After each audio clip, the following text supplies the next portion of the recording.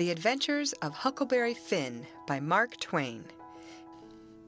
You don't know about me without you have read a book by the name of The Adventures of Tom Sawyer. But that ain't no matter. That book was made by Mr. Mark Twain, and he told the truth mainly. There was things which he stretched, but mainly he told the truth. That is nothing. I never seen anybody but lied one time or another, without it was Aunt Polly, or the widow, or maybe Mary.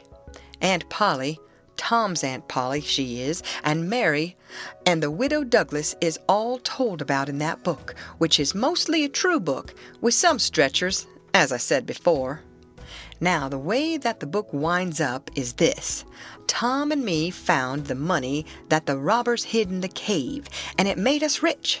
We got $6,000 apiece, all gold. It was an awful sight of money when it was piled up. Well, Judge Thatcher, he took it and put it out at interest, and it fetched us $1 a day apiece all the year round, more than a body could tell what to do with. The widow Douglas, she took me for her son and allowed she would civilize me, but it was rough living in the house all the time, considering how dismal, regular, and decent the widow was in all her ways, and so when I couldn't stand it no longer, I lit out. I got into my old rags and my sugar hogshead again, and was free and satisfied. But Tom Sawyer, he hunted me up and said he was going to start a band of robbers, and I might join if I would go back to the widow and be respectable. So I went back. The widow, she cried over me and called me a poor lost lamb, and she called me a lot of other names too, but she never meant no harm by it. She put me in them new clothes again, and I couldn't do nothing but sweat and feel all cramped up. Well, then the old thing commenced again. The widow rung a bell for supper, and you had to come to time. When you got to the table, you couldn't go right to eatin', but you had to wait for the widow to tuck down her head and grumble a little over the victuals, though there weren't really anything the matter with 'em. That is, nothing, only everything was cooked by itself. In a barrel of odds and ends, it is different. Things get mixed up, and the juice kind of swaps around, and the things go better. After supper, she got out her book and learned me about Moses and the bulrushers, and I was in a sweat to find out all about him. But by and by, she let it out that Moses had been dead a considerable long time, so then I didn't care no more about him, because I don't take no stock in dead people. Pretty soon I wanted to smoke, and asked the widow to let me, but she wouldn't. She said it was a mean practice and wasn't clean, and I must try not to do it any more. That is just the way with some people. They get down on a thing when they don't know nothing about it. Here she was a-bothering about Moses, which was no kin to her, and no use to anybody, being gone, you see, yet finding a power of fault with me for doing a thing that had some good in it. And she took snuff, too. Of course, that was all right, because she'd done it herself.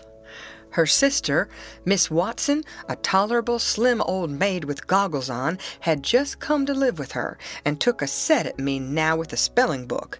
She worked me middlin' hard for about an hour, and then the widow made her ease up. I couldn't stood it much longer. Then, for an hour, it was deadly dull, and I was fidgety.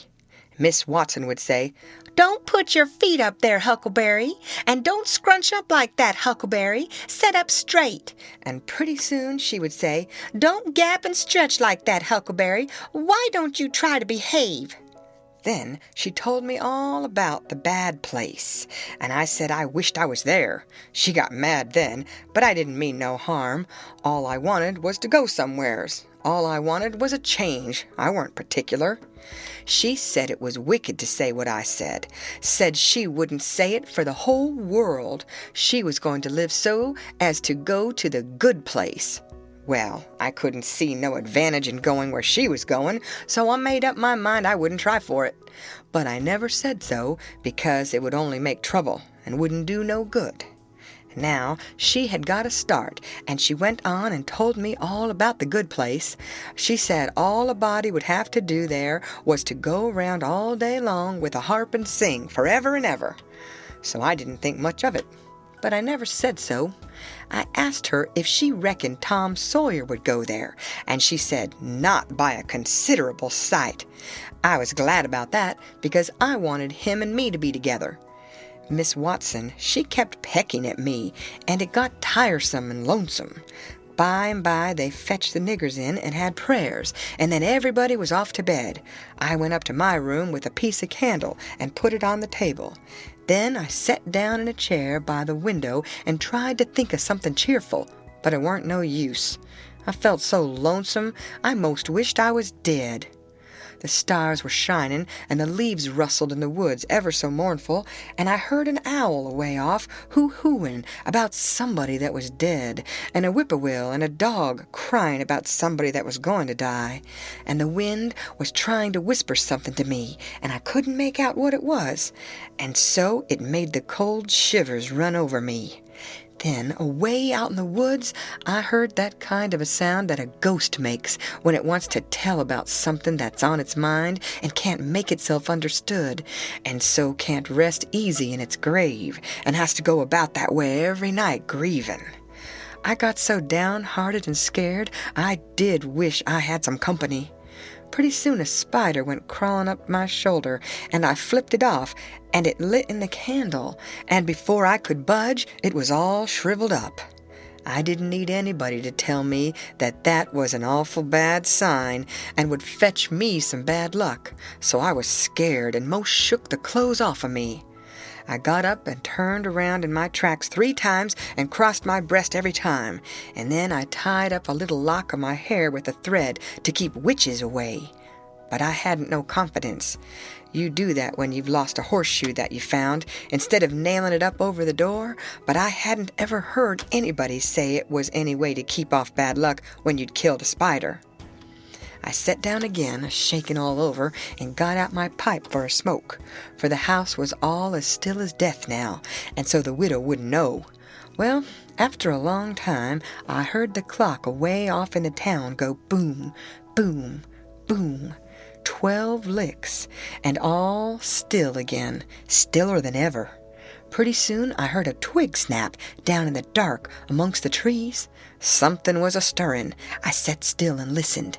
Directly, I could just barely hear a meow, meow. Down there.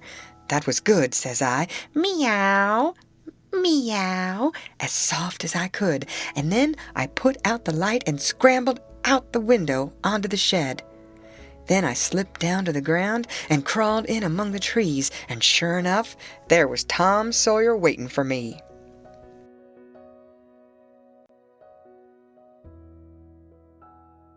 End of chapter.